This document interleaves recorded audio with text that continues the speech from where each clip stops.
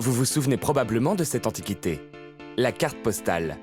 Ce morceau de papier cartonné, le plus souvent rectangulaire, avec au recto une image de vos vacances à Rome ou aux Bahamas, et au verso, une partie pour l'adresse de votre grand-mère, l'autre étant pour lui écrire un court message. Plus étonnant que ces clichés largement diffusés, saviez-vous qu'il y avait aussi de très nombreuses cartes postales de nos cités?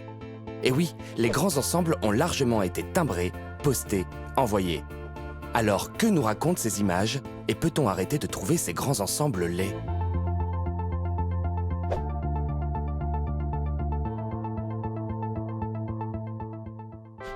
Depuis la Belle Époque, puis tout au long du XXe siècle, la carte postale a accompagné la découverte du monde, sa mise en boîte et l'essor du tourisme de masse. Posté des quatre coins du globe ou envoyé du coin de votre rue, ce courrier a largement nourri notre imaginaire et formé notre regard sur les lieux, beaucoup de lieux. Moi, ce que je trouve très intéressant dans ces cartes postales, alors spécifiquement ces cartes postales de grands ensembles... Renaud Epstein est sociologue, mais aussi collectionneur d'images de tours, de bars, bref, de grands ensembles.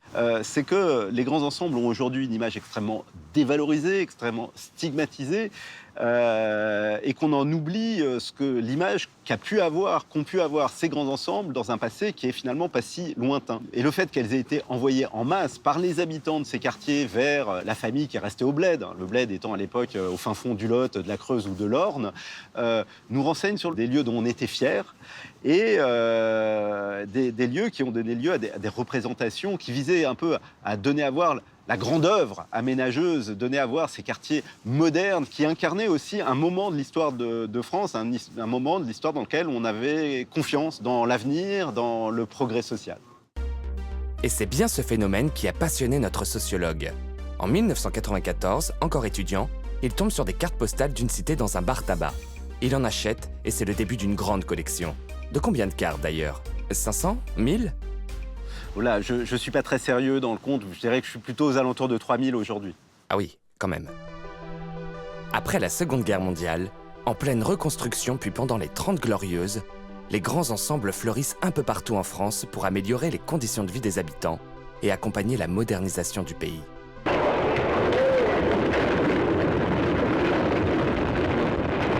À la place des taudis, des immeubles nouveaux se dressent pour atteindre au-dessus des vieux toits et l'air et la lumière. La production de cartes postales rend compte de cette volonté politique et dévoile aussi une grande diversité de formes que prennent ces architectures et ensembles urbains.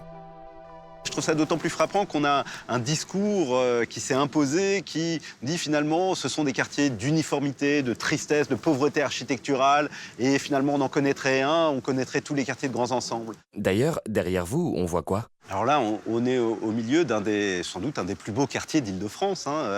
Le quartier Picasso, ou des Tours Nuages, qu'on doit à un très grand architecte qui s'appelle Émile Aillaud, qui a construit un nombreux quartiers. Émile Aillaud a cherché à rompre justement avec cette uniformité que pouvaient avoir certains grands ensembles. Il a travaillé avec des artistes. Il y a dans ce quartier toute une série de sculptures. Il a travaillé aussi les matériaux. Vous voyez, il y a de la mosaïque de toutes les couleurs, ce qui fait que suivant les heures du jour à laquelle vous passez, suivant qu'il fait beau, qu'il fait gris, vous avez vraiment des lumières, des paysages extrêmement différents. Au recto, les représentations des grands ensembles étaient variées. Et leur verso n'était pas non plus seulement utilisé pour écrire des nouvelles aux proches.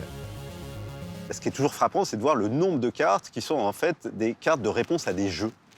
Le concours télé-loisirs, d'une certaine façon, la carte postale, c'était le SMS surtaxé d'aujourd'hui. Donc on en a pas mal, là aussi c'est assez frappant, de cartes qui se résument à un message informatif très court.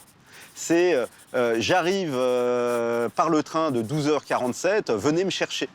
En fait, la carte postale a construit des codes que nous avons repris entièrement pour les adapter à notre époque du téléphone, de l'appareil photo et d'Internet. Aujourd'hui, nous sommes tous producteurs de cartes postales. Nous avons tous ça dans nos poches. On fait et on passe notre temps à faire des photos et les envoyer. Alors à les envoyer sur des réseaux sociaux, à les envoyer sur des boucles WhatsApp, à les envoyer par texto. C'est ça aujourd'hui le vrai successeur de la carte postale, le couple, l'image qui dit « regarde où je suis », c'est ça la carte postale, avec un petit texte et un texte bref. La carte postale d'aujourd'hui, nous en sommes les producteurs.